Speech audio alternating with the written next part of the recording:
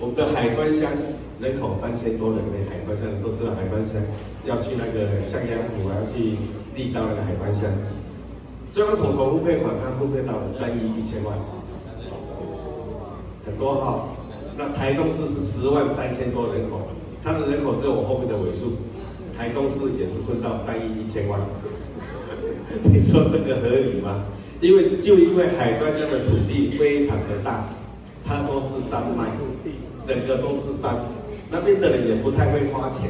钱拨给他他也不会花，所以我建议是这样的哈，既然不会花的，就把钱拨到台东市，让台东市好好的花啊。台东市的建设是蛮多的，但是这个中央统筹分配款看起来是真的是不太合理。最近有立委已经要上去跟中央谈这件事情，我说不要谈得太严重，把它轻松带过，不要砍他们的钱，另外再额外加钱给我们就好了。